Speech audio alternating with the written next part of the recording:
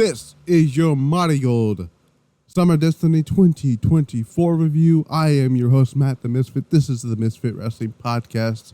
Please hit the like button, comment down below, subscribe, youtube.com/@Misfit Wrestling Podcast. Follow the social medias, Pile Driver Pulse on Twitter, Misfit Wrestling Pod on Instagram, audio outlets, Spotify, iHeartRadio, Audible, Pandora, and Amazon Music. What a show this was. What a show from top to bottom. There was a total of 9 matches, 2 pre-show matches, an instant classic between Io Sky and Utami Hayashishita. Giulia returned to action after, I believe it was 4 or 5 months since she broke her wrist. We had 3 championships crowned. Inaugural championships, of course. We're talking about the Superfly Championship, the United National Championship, and the World Championship. We've seen the debut of a few other talents. We're going to talk about that and much, much more. I cannot wait to talk about the show. This is going to be the first proper Marigold review. I did the quick recap of not Summer Destiny, the Phil's Forever show that took place back in, when was this? May? Back on May 20th. I did my quick review of that on the Pile Driver Pulse. That's up on the audio outlet somewhere. You can look that up there. And that is where, unfortunately, Giulia broke her wrist. And on that show, we found out that the main event of this show of Summer Destiny was going to be Giulia and Sareee. Unfortunately, like I said, Giulia got hurt.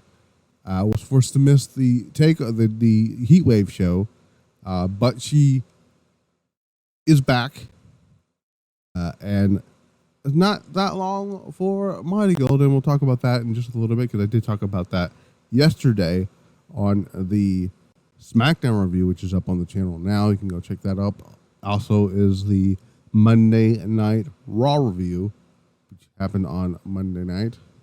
So you can go check all that stuff out there. Some things before we get into the card here that happened on this particular show. There's things that actually was announced on this show.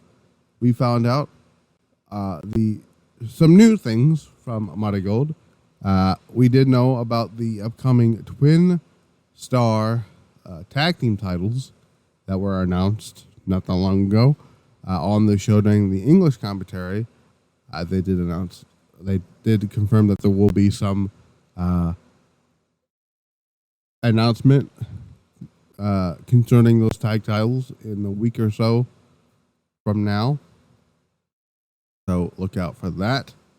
Marigold also announced some new dates for all the way to the end of August. And why this is very important is because 3 dates are not listed on here, and I'll explain to you why that's very important in just a little bit here.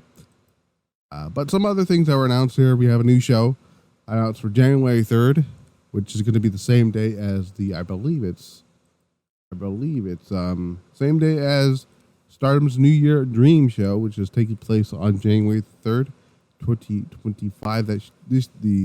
This show is called Marigold's First Dream. It's going to be taking place in Tokyo, Japan. Obviously, Oda City General Gymnasium. I believe not that far from there will be the STARDOM show, which is going to be in the Tokyo Garden Theater. And I believe not long down the road, I guess the very next day will be Wrestle Kingdom. But that's, we'll talk about STARDOM on the Sunday show. There's a lot of interesting things happening with STARDOM, but that was not the only thing that was announced, because we found out that Marigold will have their own version of the 5-Star Grand Prix called the Dream Star Grand Prix 2024. That's going to be from August the 31st to September the 28th, 2024. Interestingly enough, the opening round or opening night of the Dream Star Grand Prix is the same day, probably at the same time of the finals of the 5-star Grand Prix over in Stardom. Little petty there. There I see little Rossy Ogawa. So interestingly enough about that stuff there. We've seen the debut of a new signee who didn't wrestle on the show, but we found out that the daughter of Kazuna Tanaka. No, actually, that's not true. I don't know where I was going with that. I don't know where was I going with that? Hold on, I know. I just had her Twitter up a second ago. Oh, here she is. She debuted on this show. Didn't wrestle, but she is one of the newer signees. I believe she's going to be a trainee. So I believe her mom is a former wrestler. Either she's a former wrestler or she's current wrestling. I'm not entirely sure. I'll have to go back and watch that particular part. I've missed a little bit of what was happening, what was said here, but here she says on Twitter, saying my name is Shino, and I have joined Marigold as a trainee. As I prepare for my debut, I will do my best to become a wrestler who can create a new sensation around the world of Marigold and women's professional wrestling, while also balancing my studies. So she is currently also in school. So, which I'm gonna assume based on that description here, she looks to be sound the same age as Rina and not Hina. Rina and I think Hina is the same age as let me look that up here. Yeah, no, okay, I was correct. It is Hina. I was for some reason about to say Hanan. Hanan is 19. So, anyways, so yeah, I look forward to see what she's going to be doing here. There's a lot of new people that I was introduced here, or kind of introduced to, but also, not. So, some new things that came out of this here. Io Sky talked about the differences between American fans and Japanese fans, basically saying, they're just quiet is basically was what it is there on that end there. Utami spoke about what happened after her incredible match with Io Shirai, stating, actually we'll keep the Utami discussions for when we get to the Utami match, but do I have anything else I want to add here to some stuff here before I go into the details of other stuff? Actually, no, I'll save all that for when I get to it. Cool. Hair in my mouth there. I want to just watch it out.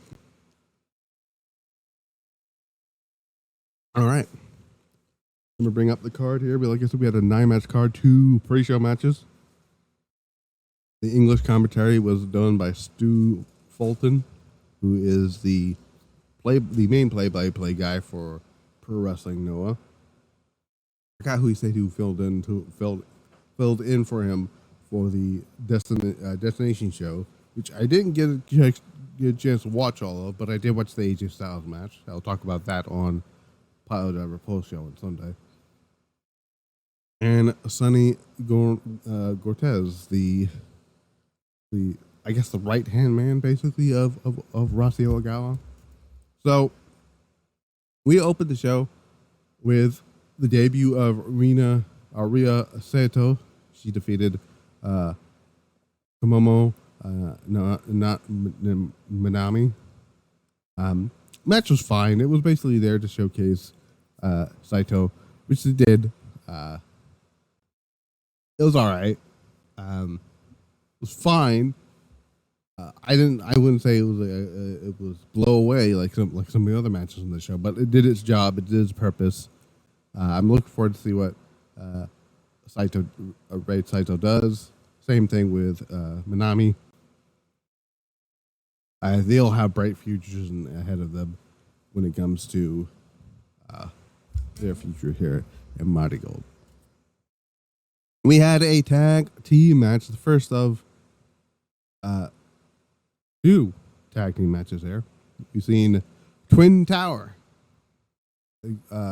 Kyoki Amare and Chika Goto. They took on Yuzuki and the newest member of the Marigold roster who joined after leaving Pro Wrestling Wave, Kazuna Tanaka, the daughter, which for some reason I tried to talk about him earlier, the daughter of Minoru Tanaka and the Yami Fukuoka. I think I'm actually gonna talk because there was something about that in here. Here we go. So, Kazuna spoke here on our Twitter page. Said it was announced that Shino-chan, the daughter of my mother's best friend, which that makes a lot more sense than when I was reading it. I don't know why it was weird. Anyways, Miko Yumakai. Again, I'm going to butcher some of these names. I do apologize there. Will be joining the company. We've been friends since we were little. To be able to wrestle with Shino-chan, really it is a dream come true. So, best friends coming together in pro wrestling. Love to see it. But yeah, I became a fan of Miss Tanaka. This is the first time I've ever seen her. I don't follow that much Pro Wrestling Wave. I know a little bit of the people in Pro Wrestling Wave, but not a lot of it. But I became a fan of her. Yuzuki, I'm a big Yuzuki fan. I loved the stuff I saw from her in STARDOM. And she's going to be the future ace of this company alongside Miss Tanaka here. They went to the classic Rossy Ogawa time limit draw. This one wasn't the usual 15-minute time limit draw, but it was 10 minutes. It was still good. I enjoyed it. The TLD, sometimes the TLD works, sometimes it doesn't. I wouldn't have done the TLD here, but from what I saw, Yuzuki and Tanaka work well as a team, so I can see them being in like a tournament if they decide to do a tournament for the Twin Star titles. And I can see Yuzuki and Tanaka actually being one of the first champions with this here. So Nozuki and Chiaki, we had another tag match. They defeated the team of Amelia Grace and Zeta Steel. I got that one completely wrong. By the way, I think I did pretty good, pretty solid for my predictions of the show on Friday. I did predict Rhea Saito to defeat Manami. I didn't predict a time limit draw. I did predict Yuzuki and Tanaka to go over, but they went to a time limit draw. This one I got wrong. I did think Zeta Steel and Amelia Grace was going to get the win here. They did not, because after the match there was friction in the match, and then after the match they both attacked each other. So that team is no more.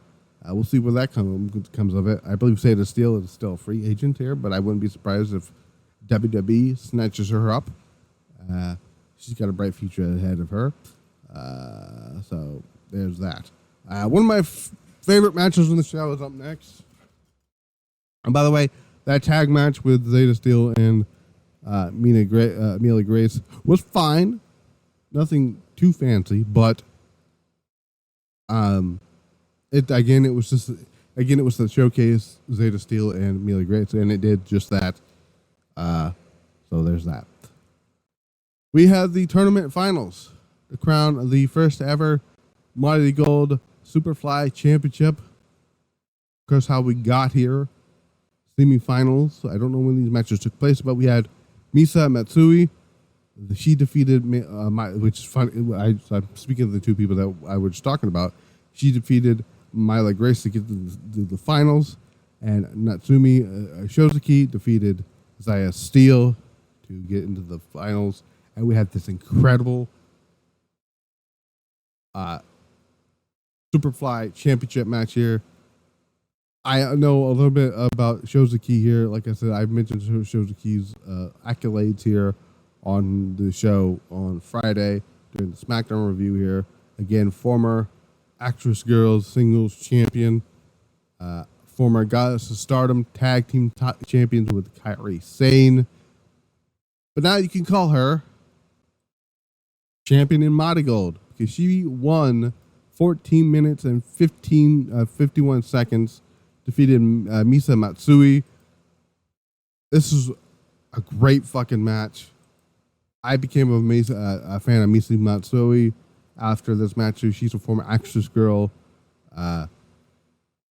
She joined Actress Girls in 2018, left in 2024, did some independent work here. She still does some independent work as well. She did some stuff for All Japan Pro Wrestling back in January of 2024, where she teamed up with Natsumi Showzuki to defeat. Funny enough, we'll talk about her in a little bit because she had a breakout star performance, being Miku Aono and the great Alasko. So here, she unfortunately did not get the win here to become the champion, to win her first ever championship. She came up just a little bit short of Showzuki here, with just great back and forth action. This match was everything to me. I love a good high speed title match, or just high speed wrestling in general, cruiserweight wrestling, whatever you want to call it. I dig it. Okay, I dig these type of matches. Right. This match was great. I enjoyed it. Reminds me a little bit of the matches I give great, like, scores to, that being, Azumi and Starlight Kid. That's what this kind of match reminds me of, and I loved every bit of it. Fast paced everywhere. It's hard for me to even tell you the things that happened in this match because it was so fast paced and everything was great in this match here. There were some spots like, back and forth here. Noticed a lot of near falls where I thought Misa was going to get the win here. But it went to Showzuki. I think Rossy, the people he chose to be the first champions, perfectly fine. I know. I will get to people's obsession with Mirai later. But yeah, this was great. Again, I give this match a good solid 4 out of 5 here for this match here. Last match, I give it a good 3, 2.5 maybe. The tag match before that, I give it a good 3 match, 3 out of 5 here. Same thing with the opening match as well. Next up, we had a 6-woman tag match here. We had Team Marigold, Mai Sakurai, Nanane Takahashi, and Naoya Ishikawa. They lost, unfortunately, to Hayako Aono, Shinobu, Kandori, and Nori. Nori is like the youngest member of that group, of that team. They got the win here. That referee sucked in this match, though. She did good. The match wasn't bad or anything. Just that referee in this match was, oh my God, that referee infuriated me. He was counting slow and all that stuff here. I don't know. It looks great as always. Mai Sakurai is just amazing at what she does here. Her character work is good. She brought back the hat, which was pretty cool here. Ishikawa is great. You guys know my feelings on Takahashi. I'm not going to go into that here. It's great to see Ishikawa not doing the cosplay stuff here because, the last time I saw Ishikawa outside of the Hana Kimura tribute show that she does every year, was the Stardom New Blood match that she had with Tam Nakano last year. So yeah. Yeah, this is fine. I give this a 3.5 out of 5. Only because I like Mai Sakurai, Ishikawa, and Nori, and also everyone else like outside of Takahashi in this match here. Another one of my favorite matches of the entire show, the semifinals for the United National Championship. We had Mirai taking on Miku Aono. Now, up until this show and presser, I was hoping Aono was going to get the win here, but I just had this feeling that Rossy was going to pull his Mirai bullshit card here, but she did not, or he did not rather, and now we have. Thankfully, he didn't, because this match was just awesome. I loved every bit about this match. And I kind of figured, because again, up until the presser on Friday, I was like, Mirai is probably winning this. But when Miku did that promo, that very passionate promo that she cut, I'm like, just give it the title, right? That they were telling the biggest story here about. Well, they did go after the leg too for part of this match here, and they wanted her to get tired out. She won with a Styles Clash, which couldn't have been a coincidence here, but she won Styles Clash. And she went on to the finals to face Bozilla. And I'm like, a lot of people thought Bozilla was going to get the win here. But this match was great. I give this a good 4 out of 5, 4.5 out of 5. Just seeing a Styles Clash win a match with anybody it's just great stuff there. Some good near falls here. There were some spots I thought Mirai was going to actually get the win here. There was a nasty bump on the apron by, I believe it was Mirai, hitting Miku. I want to say with a weird wheelbarrow on the ring apron that looks just nasty as hell. But the Styles Clash gets the win here. No rest for the weary here, because immediately after that, Bozilla's music hits, because we get the next match here. And I was surprised at the finish here. So when this match was over, I'm like, they're going to have, Miku's absolutely winning this match and this title. You're not going to have her cut that promo and then have that amazing performance that she did. The star-making performance that she had, the breakout performance that she had, rather, and then have her lose, right? Part of it was fearful that they were going to have her come out, Bozilla come out there and just squash her. That didn't happen.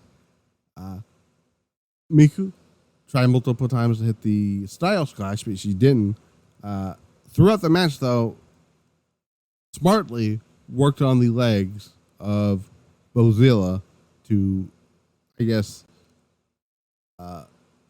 terminate any type of chance of her kicking out of anything. She tried to hit the Styles Clash on her a 4th time, and she was able to roll her up.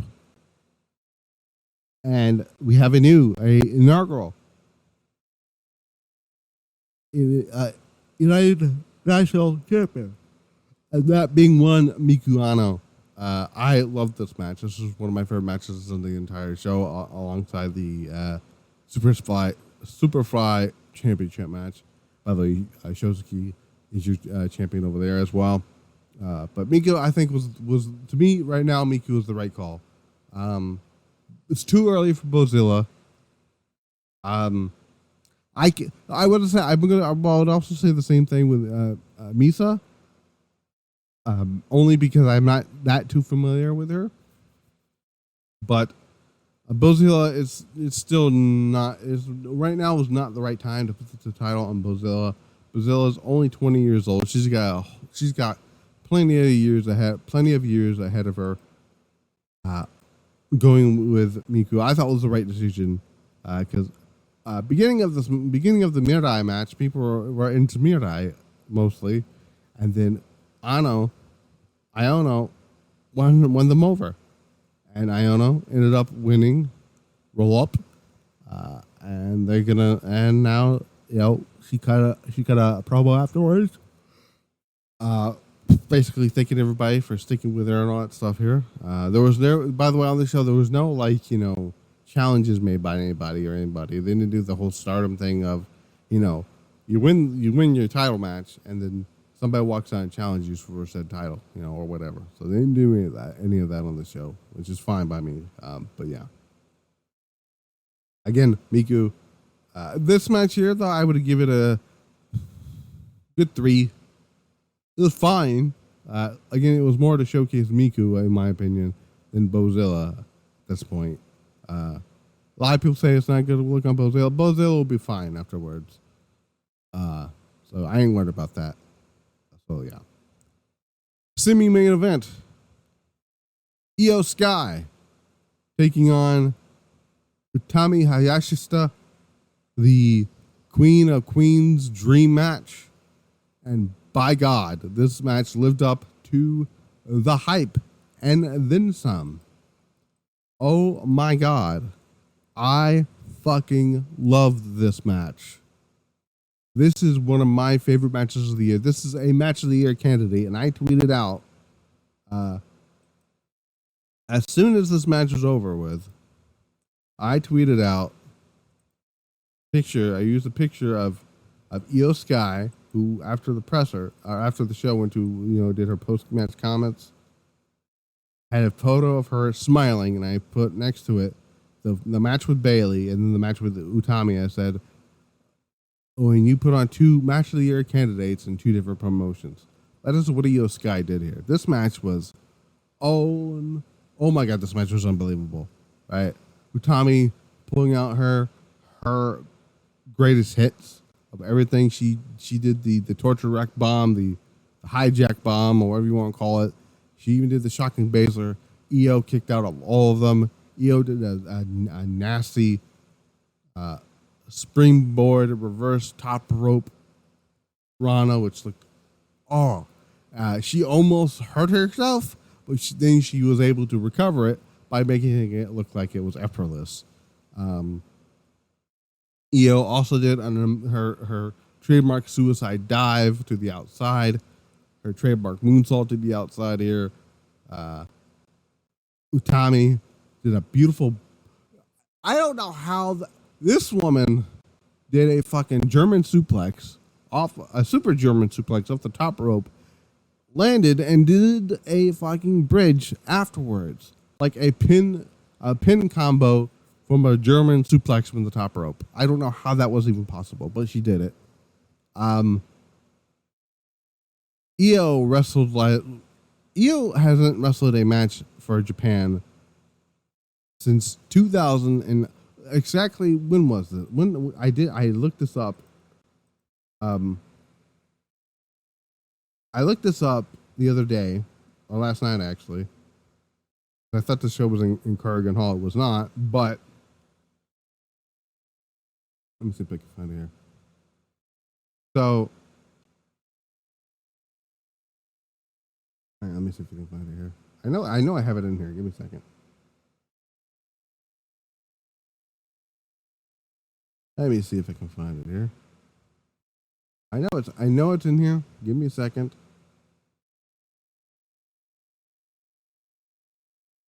Here we go. Oh, here. Nope, that's not it. I know it's in here. I could have sworn I know it's in here. Just give me a second here. Actually, you know what I'm going to do? I'm going to type in... I'm going to go to the... Here we go. Let's see what we got here.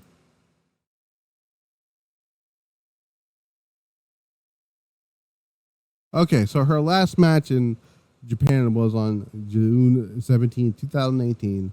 It was a Stardom Goddess of Destiny show. She teamed with Mayu Iwatani. It was Thunder Rock. They took on and defeated the team of Hazuki and Kagetsu. Weo Tai, which apparently I'm assuming it was a great match because it's four of my favorite performers. So, but that was the last time she had a match in Japan, and she went back last night and wrestled as if she never left because she was doing the shit she was doing in Stardom. Did a fucking nasty knee to the face of Tommy. Tombstone, which she could do a tombstone there. She was doing this. She was doing her signature spots that she was seeing her doing on pay-per-views and Raw and SmackDown and NXT. You know, where she does the springboard Irish whip stuff, and then I believe some tilt-a-war moves that she does. Then does the backflip into the front flip and whatever. She doubled it because she's a show off, and I love her for it. She came out with the aura, that badass music, the banger of a theme, Tokyo Shock. One of my favorite things about this match was when the match started, or before the match started, they both came out wearing Queen's Quest masks, because as Stuart Fulton says,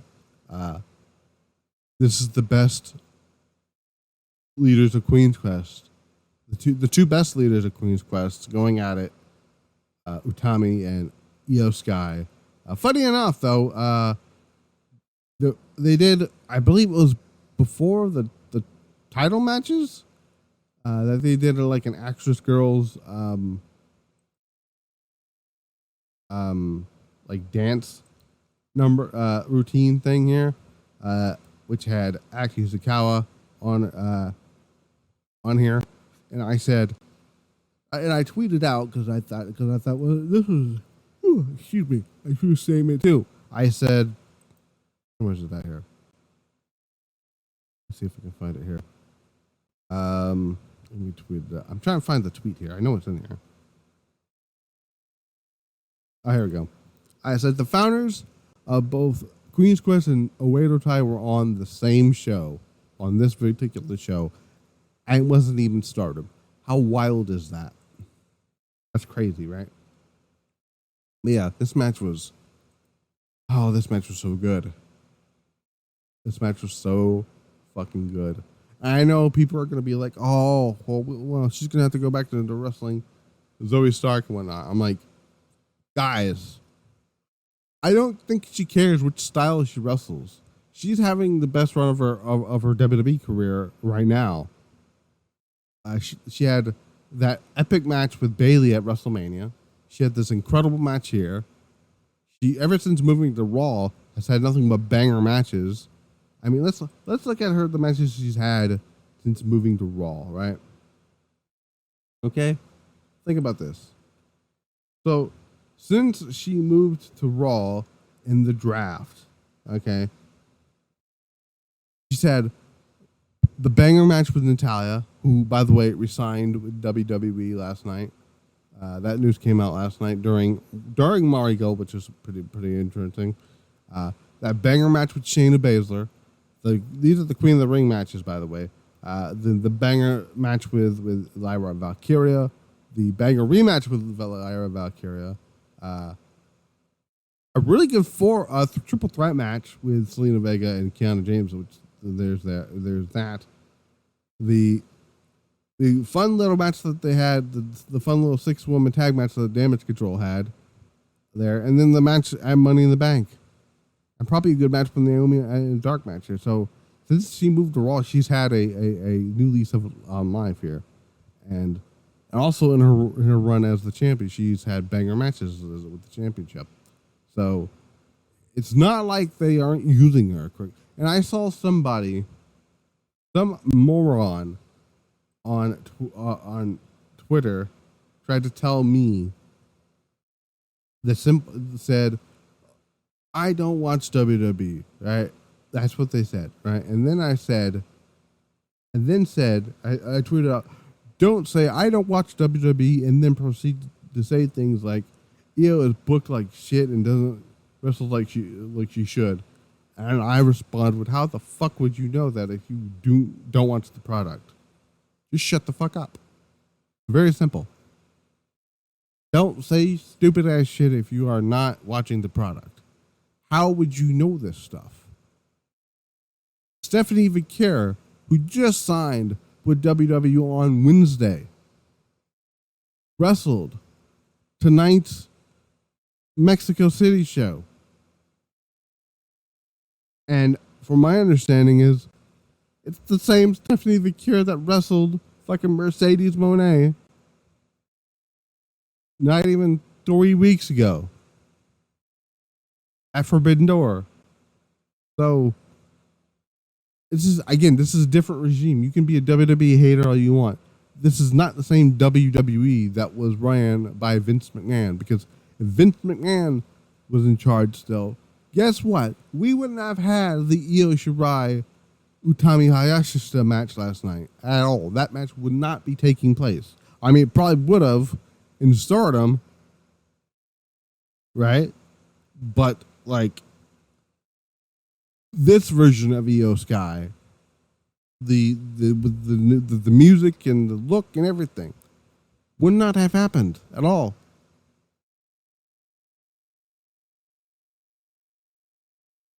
If Vince was in charge, guess who wouldn't have went to Pro Wrestling Noah last night to wrestle? AJ Styles.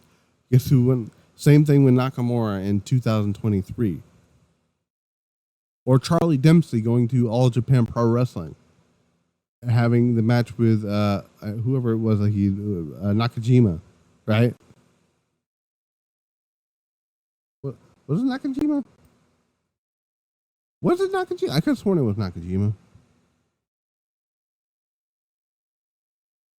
See, now I gotta look this up here. I'm pretty sure it was Nakajima, but I also could be very, very wrong here.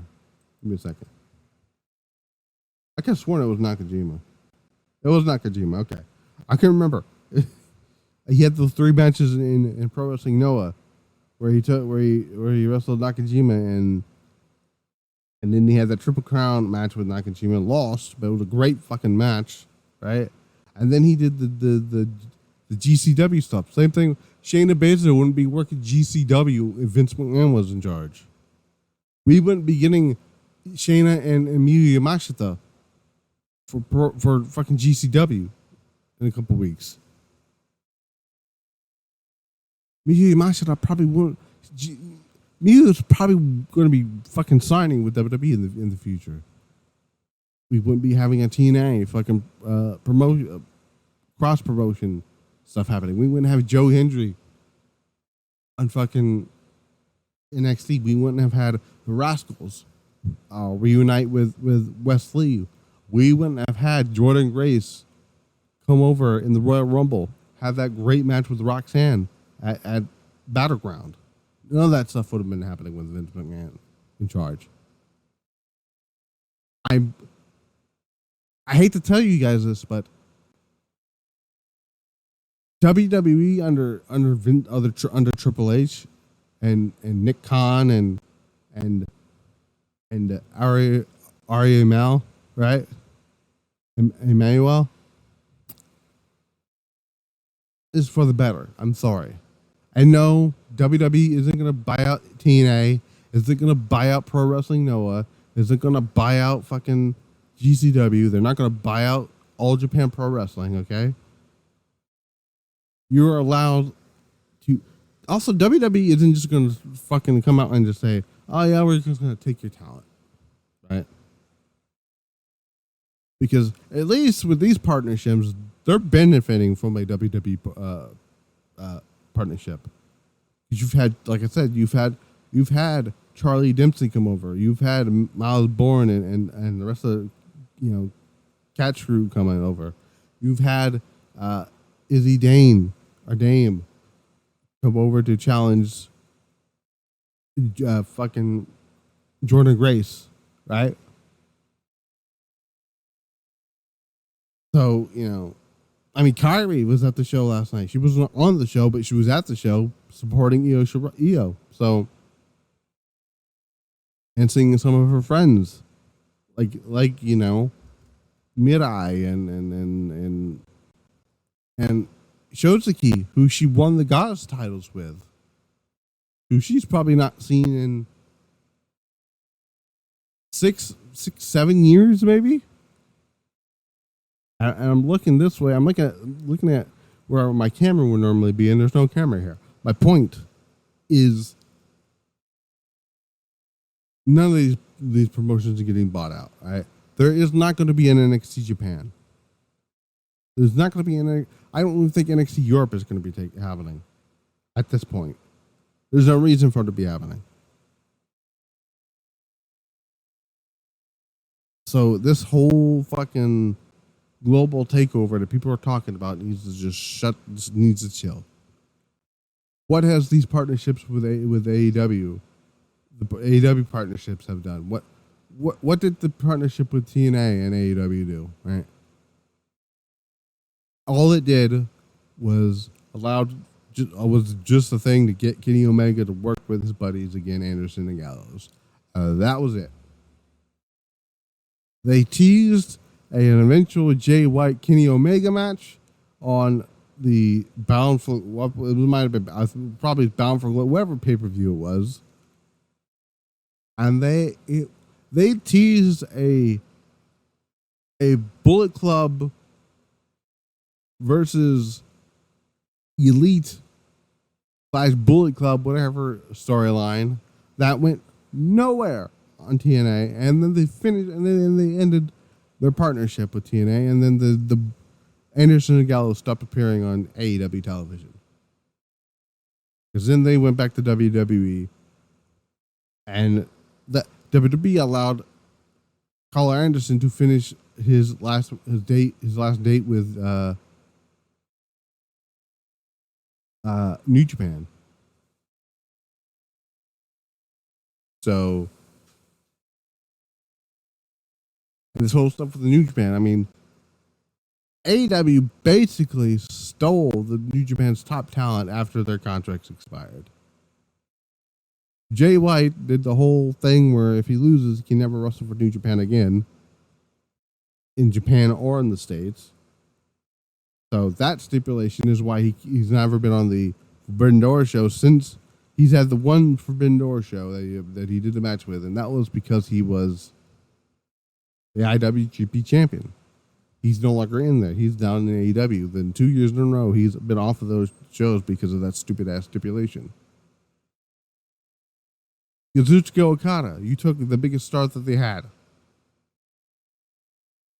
Now, sure, Okada's doing fantastic work in AEW. He's probably my favorite thing on the show. His comedic timing is fantastic. Who else from New Japan that they just decided to take it? Oh, Will Ospreay, who's doing fantastic, by the way. Sure, they were on, those two, Okada and Ospreay were on the Forbidden Door show. But are you going to see these guys pop up on New Japan shows? And you're probably going to, and I'm not counting Wrestle Dynasty, nor am I counting, I'm not going to count Wrestle Dynasty. That's not happening, because I'm not going to say that because that's a co-branded show. I'm talking about, are you going to see Okada and Will Ospreay pop back up on a New Japan show that wasn't doing a cross promotion with AEW? Probably not.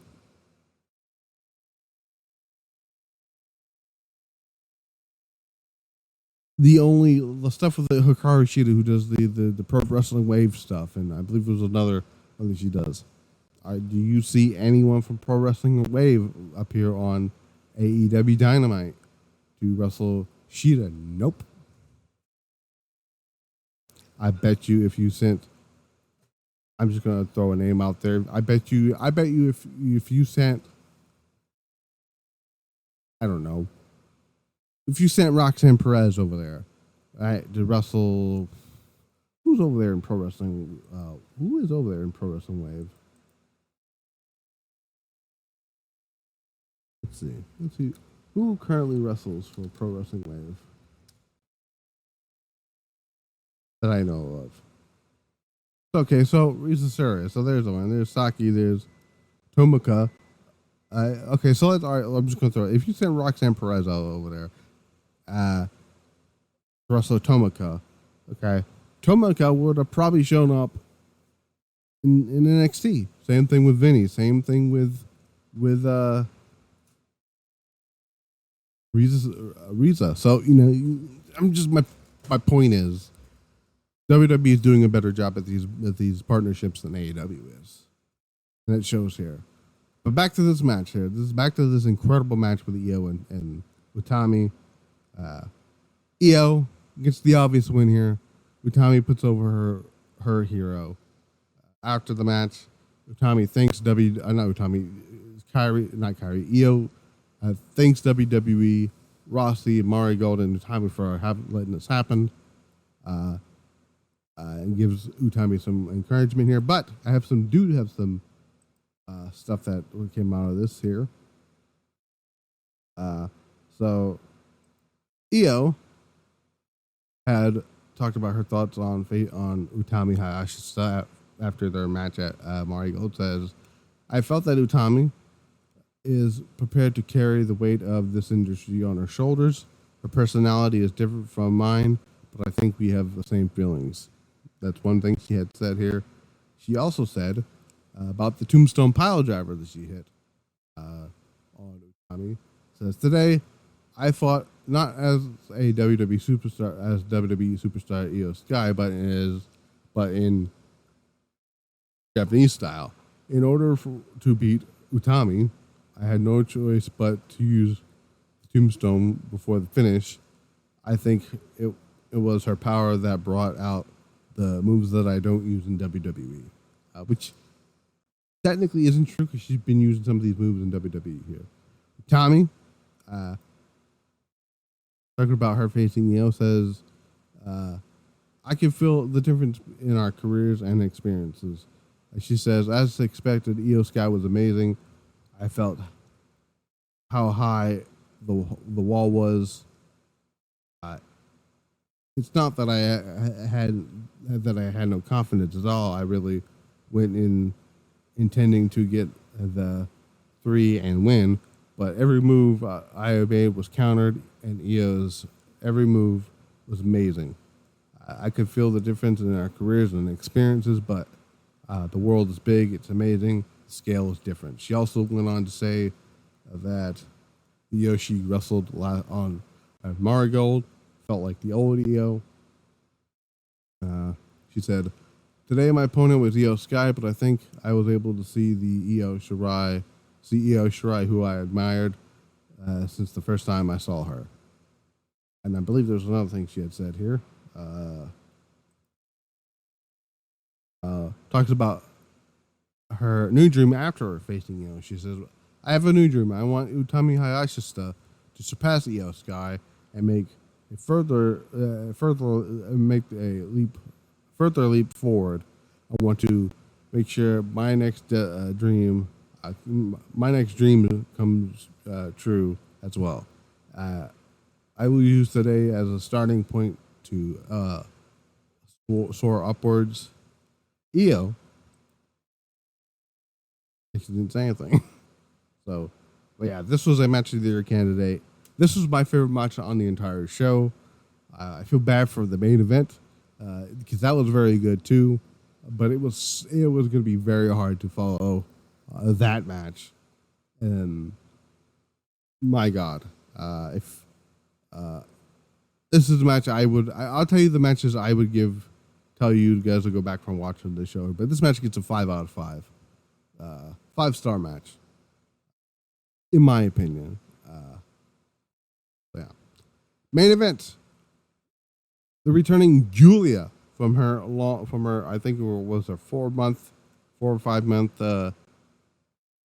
absence in the ring, as she was recovering from wrist surgery after breaking her wrist in a tag match at Fields Forever.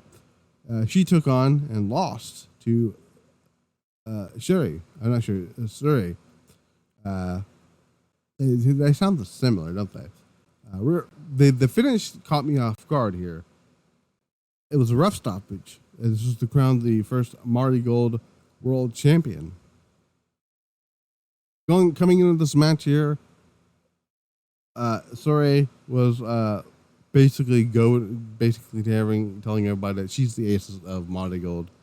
Giulia did not like that at all. She hated that was being even talked about, that whole thing here. If I can find, let me see if I can find what else she had said about. Let's see if she had anything else to say about the match here. I guess not. But yeah, this is basically your standard Giulia match here you would normally see here. You know, your knees and your pile drivers through tables and all that stuff here. But it was still good. Giulia, though, did mention, as I said yesterday, that she had said something along the lines of, Tokyo Sports, that she can only stay with Marigold for a short time with this show here. Hopes the fans will come and see her in Japan and whatever. But yeah, the focus on this match for Sareee was the wrist, the arm, and he was stomping on it and whatnot here. Put her in an arm, sort of like an arm bar mutilation thing here, and the referee stopped the match. Referee stoppage is what got Sareee the championship here. And at this point, I'm like, well, there's my. I did get a clean sweep. I got the one tag match wrong. I got the 2 tag matches wrong, because I did get the Team Marigold match wrong, and the other tag match with Zeta Steel. But all the other matches I got correct outside of the time limit draw.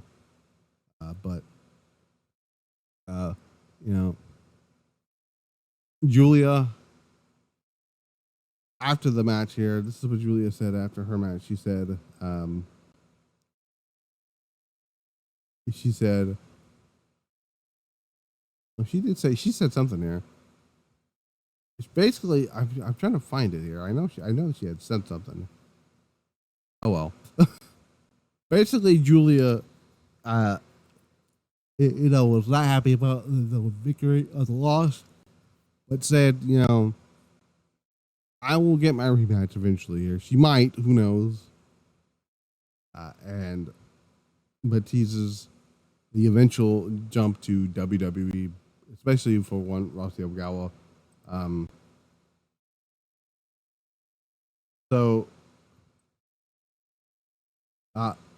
Sareee now is the champion here. I don't know what they do going forward here. I know the winner of the Dream Star Grand Prix is probably going to get a shot at her or the white belt.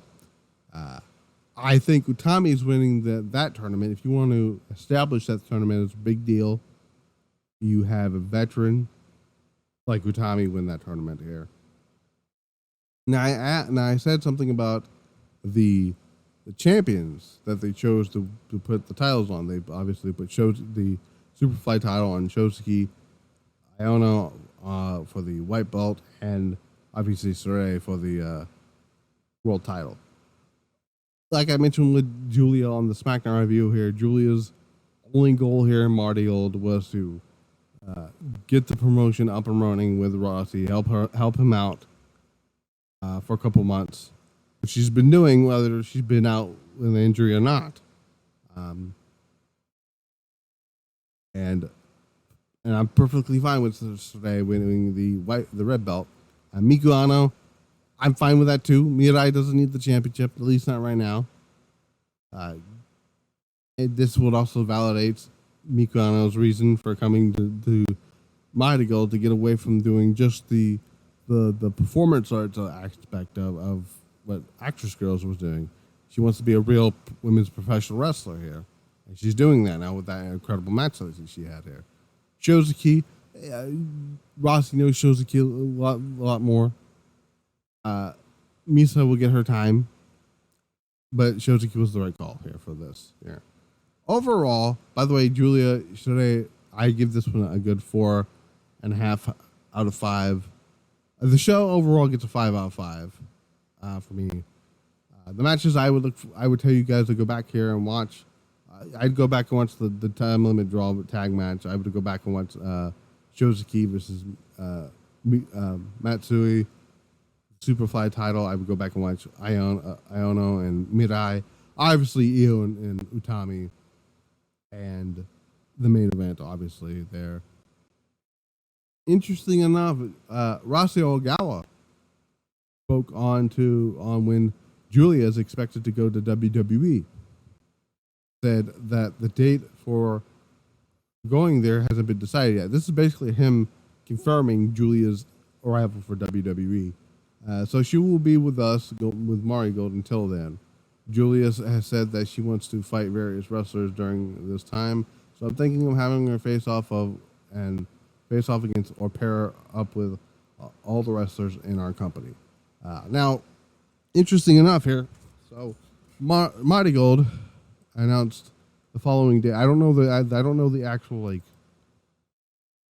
locations, so I'm not gonna talk about it here. But they have shows announced for all the way for this month, the rest of this month, and most of August. We have June 20th, June 21st, June 30th, August 3rd, 4th, 10th, 12th, 19th, 24th, and 25th. Now, No Mercy, the NXT show that has not been announced yet, NXT No Mercy 2024, is set for September the 1st. Now,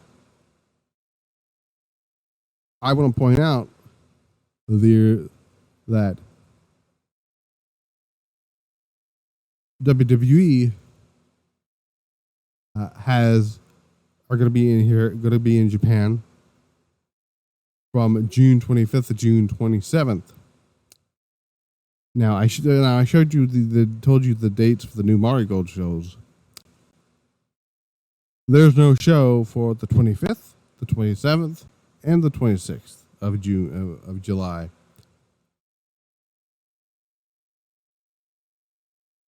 I think Giulia, for that particular reason, I think Giulia is going to be showing up on the WWE Japan tour. That's when they're going to announce her official signing with WWE, and she's going to wrestle somebody on the roster. Might as well put her against also Isla Dawn, or not if you don't want to. I mean, sure, why not? That's who Stephanie Vicare faced tonight, was Isla Dawn. But most of those dates, right? So let's look up the calendars for August 2024 calendar here, right? So let's look up these dates here, right? So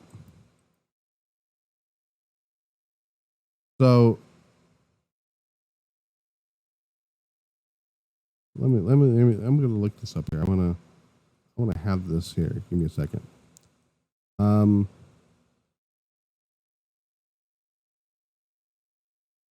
Okay. So August 3rd is a Saturday. August 4th is a Sunday, right? August 10th, Saturday. August 12th is a Monday, so she probably wouldn't be able to do that Tuesday. Then she won't have another show until August 19th. So she'd be missing 2 Tuesdays here. August 13th and the 20th. She'll be there for the 27th, right? And then she'll be free for No Mercy. And technically, actually no, she won't be free for. Or no, she'd be free for to appear on the Great American Bash Show. So this idea that she's gonna miss most of NXT. She's going to miss only two weeks of NXT. 13th and the 20th. She'll be here. She'll be around for 6th and the 27th. And then as of right now, there's no other dates set for Marigold after that. For at least for right now. So yeah. So that's all I got. But yeah, I enjoyed Summer Destiny. I thought the show was great. Io, Utami, best match on the show. Match of the year candidate. I don't know if I'm going to go through the current match listing for the match of the year stuff here, but Io's on here twice for the match with Bailey and then the match with Utami. So that's pretty cool here. Io, I think, does belong on Wrestler of the Year this year. Both mostly for overall and female of the year, because of the stuff that she's been doing in her matches and stuff like that. So, yeah. But yeah, I've been Matt the Misfit. This has been the Misfit Wrestling Podcast. I will see you guys on here for the Pilot Driver Pulse, which is not going to be on YouTube. It's going to be on, obviously, the audio platforms, which is as followed: Spotify, Audible, Pandora, Amazon, and iHeartRadio. And then Monday, we're going to have a Raw review. We got the Eric Rowan videotape interview. That's going to be happening on that show. We're going to have Braun Breaker taking on, I think it's Sheamus. And then, it may have been Sheamus. I'm not entirely sure. Or it's either Braun Breaker versus Bronson Reed or Braun Breaker. I think it's Braun Breaker versus Bronson Reed. And then, Intercontinental title match, Ilya Dragunov versus Sami Zayn. Yes, please. And then we also have Rhea Bloody Ripley opening up Monday Night Raw. That should be a lot of fun. But yeah, until then, I am Matt the Misfit. This has been the Misfit Wrestling Podcast. We're out.